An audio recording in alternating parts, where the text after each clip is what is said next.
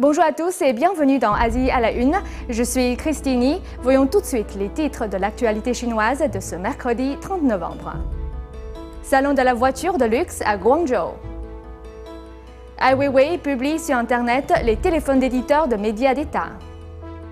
La Chine refuse de sanctionner l'Iran. Depuis lundi dernier, des citoyens de la province du Guangdong se sont rassemblés pour manifester contre les saisies illégales de terrain. Les habitants de Shanwei accusent les médias d'avoir sous-estimé l'ampleur de ces manifestations et ils ont juré de continuer à exercer des pressions sur les autorités. Lundi 21 novembre dernier, près de 5000 manifestants ont marché du village de Wukong dans la province du Guangdong jusqu'au bureau de l'administration régionale dans la ville de Lufeng. Ils ont exigé la restitution des terres agricoles saisies par les autorités régionales en vue d'un soi-disant développement.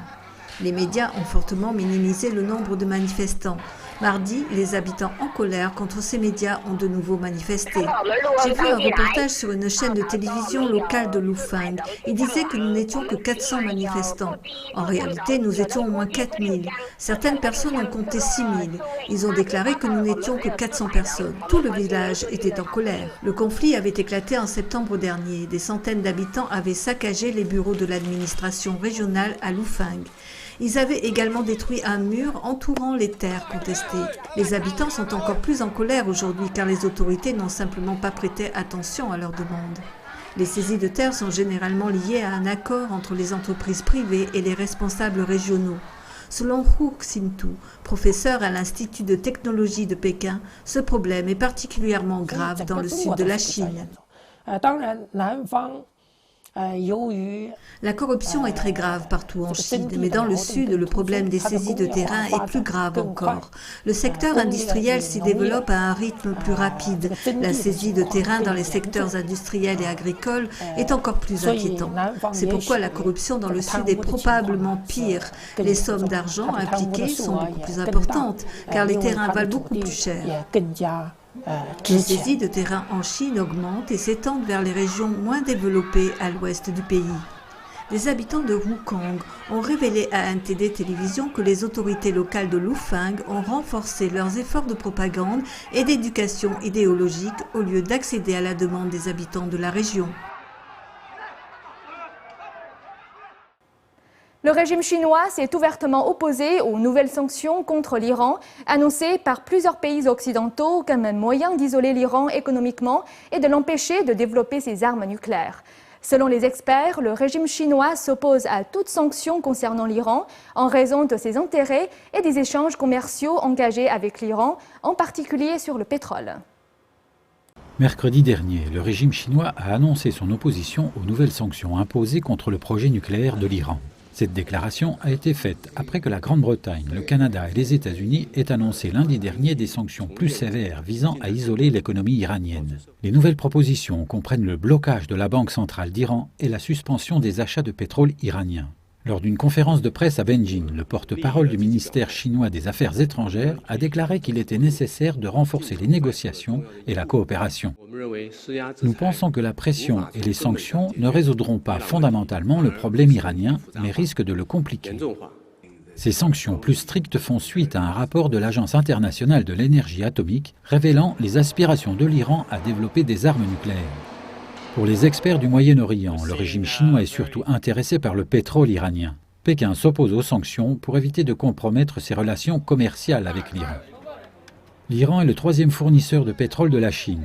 La Chine a importé plus de 20 millions de tonnes de pétrole brut iranien au cours des 9 premiers mois de cette année, ce qui représente une augmentation de 33% par rapport à l'an dernier. L'ensemble des échanges entre la Chine et l'Iran a grimpé de près de 60%, dépassant les 22 milliards d'euros. Parallèlement, l'Iran ignore les nouvelles sanctions, considérant qu'elles ne feront qu'encourager le peuple iranien à soutenir le plan nucléaire du régime de Téhéran. Le régime chinois manifeste également son soutien à la Syrie. Le régime a critiqué le Comité des droits de l'homme de l'Assemblée générale des Nations unies, qui a condamné la Syrie et la répression brutale des militants pro-démocrates. Dans un geste de défi à l'égard du régime chinois, Ai Weiwei a publié sur Internet les numéros de téléphone portable du rédacteur en chef du journal d'État Globe News et de 3 autres éditeurs. Selon l'artiste chinois, ces personnes s'étaient entendues avec les autorités pour le discréditer. Ai Weiwei est aujourd'hui accusé d'évasion fiscale et d'avoir créé des œuvres pornographiques.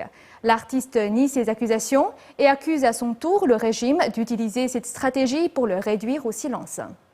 Un geste de résistance de la part d'un artiste de plus en plus marginalisé par le régime chinois. Le 20 novembre dernier, Ai Weiwei a publié sur son compte Twitter les numéros de téléphone du rédacteur en chef du journal d'État Global Times et de 3 autres membres de la rédaction. Il a expliqué que le journal s'était entendu avec le Bureau de la sécurité publique pour le discréditer. Selon sa mère, c'est ce que l'artiste avait de mieux à faire dans de telles circonstances. Publier leur numéro de téléphone, c'est ce qu'il y avait de mieux à faire.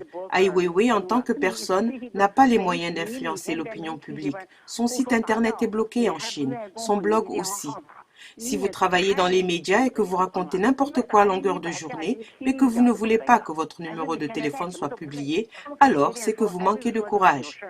Hu Xinjing, le rédacteur en chef du Global Times, a expliqué sur son blog qu'il avait reçu beaucoup de SMS et un autre rédacteur a reçu plus de 300 appels. Certains appelleraient ça du harcèlement, mais selon Sun Wengwan, ancien professeur à l'université du Shandong, les éditeurs doivent prendre leurs responsabilités.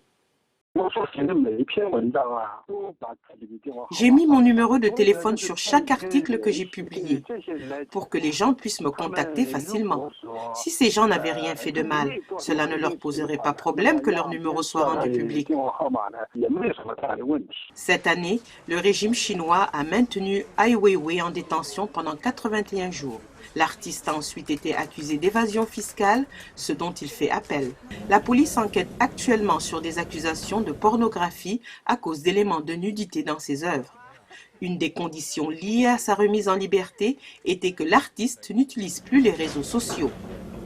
Les fans de l'artiste se sont fortement battus sur Internet contre ces accusations et ils ont donné plus d'1 million de dollars pour aider Ai Weiwei dans cette affaire d'évasion fiscale. Les grandes fortunes chinoises se sont rassemblées lors du salon de l'auto de Guangzhou, un salon où certaines voitures des marques les plus luxueuses ont fait leur début. Et si vous n'avez pas les moyens de vous les offrir, ces véhicules restent un plaisir pour les yeux. Pour les grandes fortunes chinoises, oubliez les BMW et les Mercedes. Aujourd'hui, les millionnaires veulent des marques encore plus prestigieuses comme Bentley, Maybach ou Rolls-Royce. Ces voitures ultra luxueuses étaient présentées au salon de l'auto de Guangzhou sous le regard attentif des acheteurs chinois. La star du salon cette année a été le modèle Rolls-Royce dédié à l'année du dragon. Rolls-Royce a également présenté son modèle Phantom personnalisé selon la demande du client. La firme a préparé 8 modèles de Phantom qui, selon le responsable, ont été conçus spécialement pour répondre aux exigences des clients chinois. Ils souhaitent une voiture dont l'extérieur soit discret, mais à l'intérieur, ils veulent des finitions détaillées, réalisées à la main, qui fassent preuve d'une grande maîtrise. En Chine, avec la taxe ajoutée sur les produits de luxe, ces voitures avec chauffeur peuvent coûter jusqu'à 3 fois plus qu'aux États-Unis. Le constructeur anglais Bentley a assemblé à la main 10 berlines destinées uniquement à la Chine. Nous réalisons ces éditions limitées exclusives parce que c'est exactement ce que veulent les Chinois. Ils aiment les produits conçus spécialement pour eux. Le salon de l'auto de Guangzhou arrive à un moment critique sur un marché automobile chinois qui, après plusieurs années de croissance explosive, montre des signes de ralentissement. Ainsi s'achève votre journal Asie à la une. Merci de votre attention. On se retrouve demain pour une nouvelle édition.